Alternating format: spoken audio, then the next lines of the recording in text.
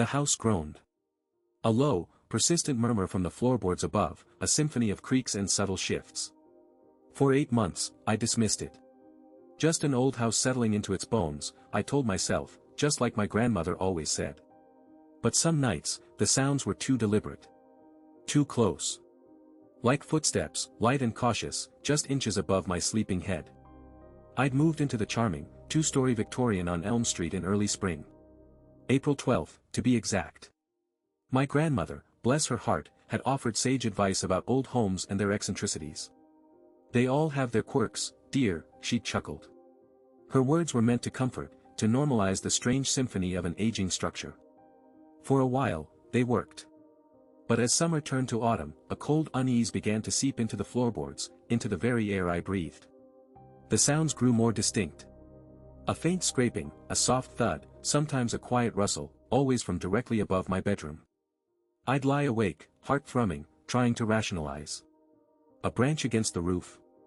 A squirrel in the eaves. My imagination, surely. Then came a chilly November afternoon. I was finally tackling the neglected depths of my bedroom closet. It was a deep, cedar-lined space, usually filled with forgotten boxes and out-of-season clothes. Today, I was purging. As I pushed an old trunk further back, my hand brushed against something unexpected. Not wood paneling, but a slight give. A false panel. It was barely noticeable, cleverly integrated into the closet's rear wall, disguised by years of paint. My fingers traced the faint outline, a thin seam I'd never seen before. Curiosity, a dangerous ally, began to bloom. With a gentle push, the panel swung inward, revealing a dark, square opening. A trapdoor, hidden in plain sight. It was made of old, rough-hewn wood, fastened with a simple, rusty latch. My breath hitched in my throat. The latch was unlocked. Not rusted stuck, not broken, but simply unlatched, as if waiting to be opened. Slowly, I pulled the trapdoor down. It creaked mournfully, revealing a set of wooden ladder rungs disappearing into blackness. A fine layer of dust coated every surface, a testament to years of disuse. Or so I thought, for a fleeting second. Then my eyes caught it. On the third rung from the bottom, the dust was disturbed. A faint, smudged impression. Someone had used this ladder. Recently. The realization hit me like a physical blow, a cold dread seizing my chest. My mind raced, struggling to reconcile the pristine dust with the undeniable mark. My grandmother never mentioned an attic access here. The air wafting down was cool, still, carrying a faint, musty scent, but something else too. Something metallic, almost stale. Every instinct screamed to close the door, to run. But a morbid curiosity, a terrifying need to know, held me captive. My phone flashlight beam cut through the oppressive darkness as I cautiously ascended the creaking ladder. The attic was vast, low-ceilinged, and utterly silent save for my ragged breathing. Insulation spilled from exposed beams. Dust motes danced in the stark beam of my phone, illuminating forgotten shadows, skeletal furniture draped in white sheets. I moved slowly, scanning the cavernous space, each step sending shivers through the old floorboards and through me. The air grew colder as I ventured deeper, past stacks of old newspapers and cobweb-draped trunks. Then, in the far corner, tucked behind the hulking form of the water heater, I saw it. A dark, nylon shape. A sleeping bag. Rolled out, crumpled, not neatly stored away like the other relics of the past. It was not mine. It was not the previous owners, whose belongings I had meticulously catalogued. It was alien. And as my trembling fingers reached out, touching the worn fabric, a wave of pure terror washed over me. It was warm. Not just room temperature, but noticeably, unmistakably warm, as if someone had just been inside it. Beside the sleeping bag, scattered on a makeshift ground cloth, were remnants of a secret life. Empty food. Wrappers. Crinkled plastic from instant noodles, a granola bar wrapper, a discarded juice box. A half-empty plastic water bottle, condensation still clinging to its sides. And then, the notebook. It was small, dark-covered, unassuming. My hand shook violently as I picked it up, its weight feeling immense. Opening it felt like breaching a sacred, horrifying trust. Inside, meticulous handwriting filled page after page. Dates.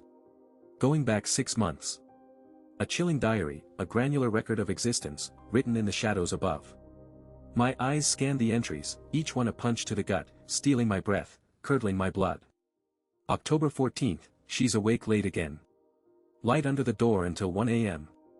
Reading. November 2nd, she left at 7:14. Always punctual. The smell of coffee lingers. November 15th, new curtains. Doesn't matter. Still see everything. The entries were not just observations, they were intimate, precise, invasive details of my own life. He knew my schedule. He knew my habits. He knew when I slept, when I woke, when I was home, when I was gone. Then I saw it. A single, chilling word, written in bold, underlined letters, dated just 3 nights prior. Beautiful. The notebook slipped from my numb fingers, clattering against the dusty floorboards, the sound echoing like a gunshot.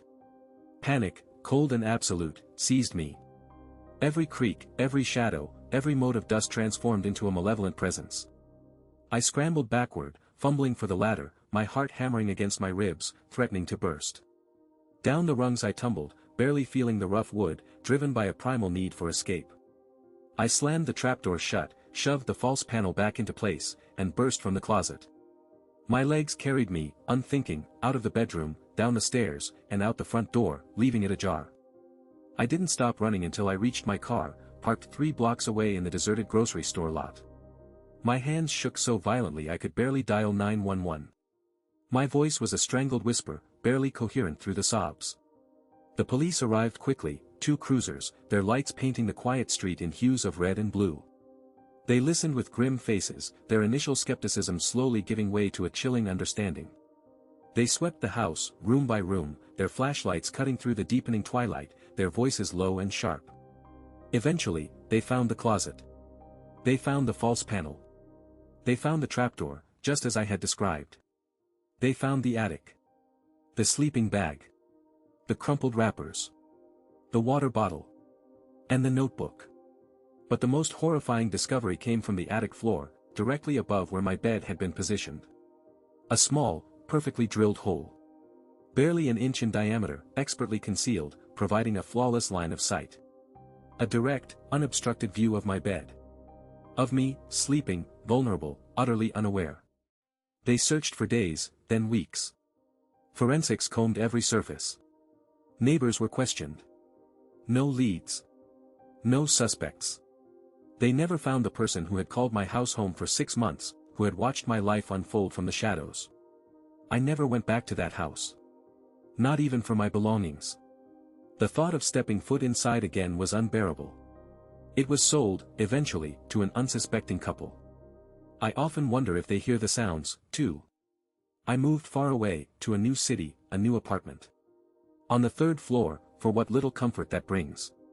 But sometimes, late at night, when the building settles, or a pipe groans, I hear it.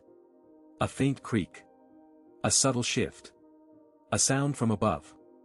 And I tell myself, with a trembling voice, that it's just the building settling. Subscribe to Echoes in the Dark, new mysteries unsealed every week.